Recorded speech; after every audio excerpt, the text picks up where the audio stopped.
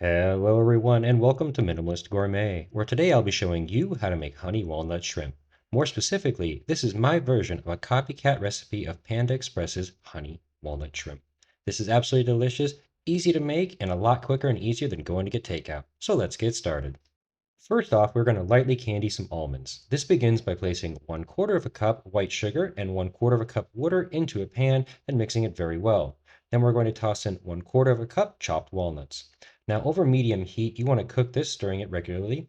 It'll start simmering like this and the sauce will begin to thicken up as you cook it. It's going to take about 4 to 6 minutes. When it looks like this and your water is mostly all evaporated, you know that you're done. So you can turn off the heat and pull your walnuts from the pan.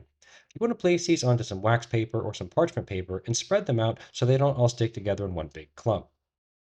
Set these aside as we finish the rest of our prep. Now, you can buy ready-to-use shrimp that are already peeled and deveined from the store, and that is certainly a good option. But if you buy whole shrimp like this, let me go ahead and show you how to break those down. Grab the shrimp with one thumb just behind the head, the other thumb right in front of the body, twist in opposite directions, and pull. Now you can save this head along with the shells to make a delicious seafood stock later on.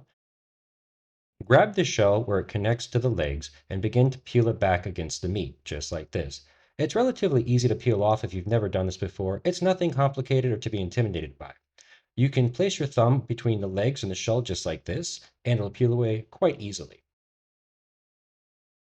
All the legs should come off with the exterior shell as you're peeling it away, and you want to keep working your way down until you make it all the way down to this last bit with the tail.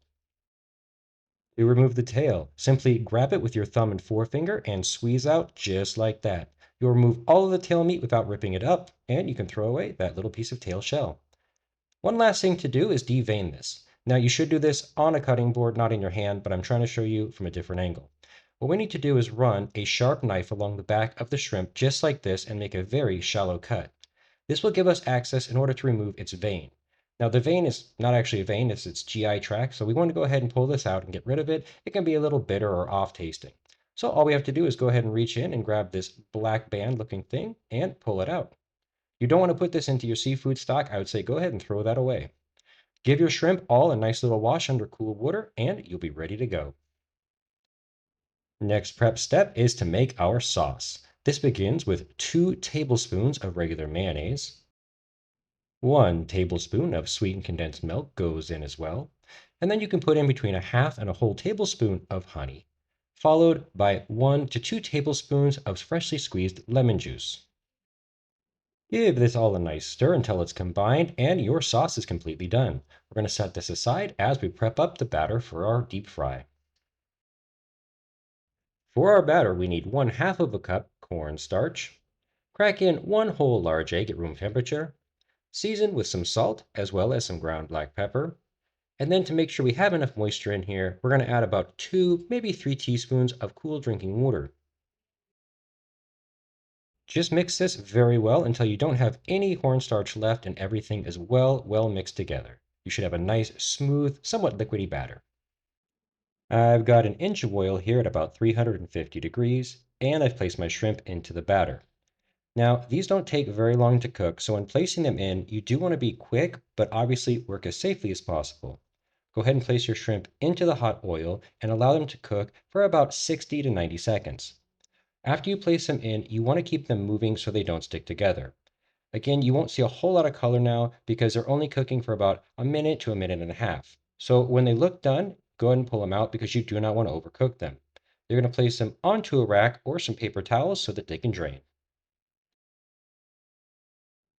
Skim any bits of batter that have floated to the top and allow your oil to come up to a temperature of 400 degrees Fahrenheit. We're going to double fry our shrimp. So once your oil has reached 400 degrees, you're going to drop your cooked shrimp back into the oil for about 20 to 30 seconds. Doing this will allow them to come out nice and crispy without overcooking them. The double fry allows that batter to really get crunchy and crispy and is a great technique if you're ever going to do any sort of fried food like chicken or shrimp and place it into a sauce afterward. It'll stay a lot crunchier a lot longer. Just this little fry here for about 20 or 30 seconds in this hot oil has changed the color of our shrimp quite a bit, and they have become a lot more crunchy on that exterior shell. That's exactly what we're looking for. All there is left now is assembly. we have our fried shrimp on a plate, which we're going to spread a few spoonfuls of our sauce over the top. Now you can add as much or as little of the sauce as you like. You just want to toss the shrimp here lightly to coat them. I decided about halfway through that I'm going to add a little bit more sauce because I also wanted some to cover up the walnuts when I put them on.